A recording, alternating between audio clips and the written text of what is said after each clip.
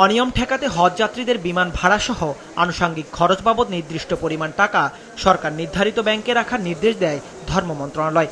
সে নিয়মে 2,05,000 টাকা করে 682 জন হজ যাত্রীর 13,28,53,000 টাকা প্রিমিয়ার ব্যাংকে রাখে এজেন্সি। কিন্তু ধর্ম মন্ত্রণালয়ের 3 বারের চিঠির পর 682 জনের মধ্যে 318 জনের অর্থ ছাড়লেও এখনও 364 জনের অর্থ ছাড়েনি ব্যাংকটি। ফলে তাদের সৌদি আরবে পৌঁছানো নিয়ে তৈরি হয় এই জটিলতা। 682 জন হাজির জন্য প্রিমিয়ার ব্যাংকে 2,05,000 টাকা করে জমা রেখে আমরা সার্টিফিকেট পেয়েছি ব্যাংক থেকে। এই সার্টিফিকেট অর্থাৎ একটা হাজি যখন টাকা জমা দেয় 2,05,000 টাকা, ব্যাংক তখন সার্টিফিকেশন করে বা সার্টিফাই করে আমাদেরকে যে এই হাজির আমি টাকা পেয়েছি। সে এই 3 জনের টাকা আমি আপনাকে দেখিয়ে দিচ্ছি। এই 3 জন হাজির টাকা প্রিমিয়ার ব্যাংক সার্টিফাই করতেছে যে আমরা টাকা পেয়েছি। তার মানে পার হাজি কত? 2,05,000 টাকা। এই টাকাটা সাধারণত আমরা বিমানের টিকিটের জন্য রাখি, আরো কিছু টাকা এক্সট্রা খরচ আছে। 682 জন লোকের টাকা পাওয়ার সার্টিফিকেশন আমাদের কাছে আছে, মানে অর্থাৎ সে টাকা পেয়েছে সেই সার্টিফিকেট তারা আমাদেরকে দিয়েছে। এটা অটো জেনারেটেড সার্টিফিকেট। দেওয়ার পরে আমরা রিকোয়েস্ট করলাম, তারা টাকা দিচ্ছে না। 318 জনের টাকা সম্ভবত দিয়েছে, আর 364 জনের টাকা এখনো দেয় নাই। টাকা না দিলে তাদেরকে হজে পাঠানো very difficult for us.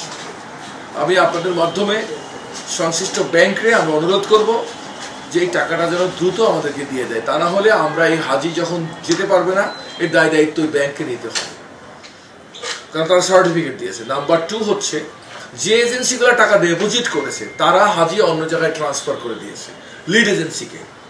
Lead এজেন্সির যে মালিক সে সৌদি আরব পালিয়ে চলে গেছে।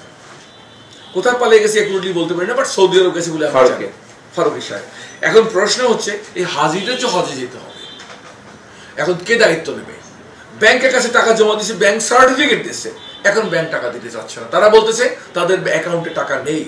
এটা আমি শুনবো না, এটা আমরা শুনবো না। তাদের টাকা দিতে হবে। টাকা না দিলে যদি হাজিরা যেতে না পারে, এর দায়িত্ব ব্যাংকে নিতে হবে। বিষয়টি জানতে প্রিমিয়ার ব্যাংকের মহাখালী শাখায় গেলে পাওয়া যায়নি সংশ্লিষ্ট কাউকে। একাধিকবার ফোনে যোগাযোগ করার চেষ্টা করা হলেও ফোন ধরেননি মহাখালী শাখার ব্যবস্থাপক। তবে আগামী বৃহস্পতিবারের মধ্যে এই সমস্যার সমাধান হয়ে যাওয়ার আশা করছেন হজ অফিসের পরিচালক।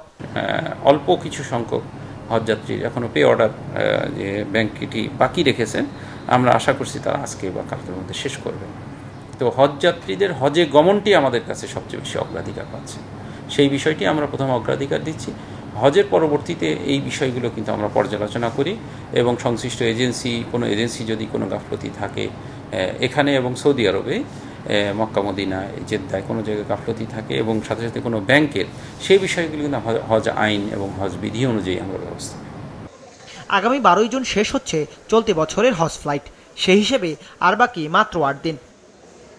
দাউদ হাসান, মাছরাঙ্গা সংবাদ, ঢাকা।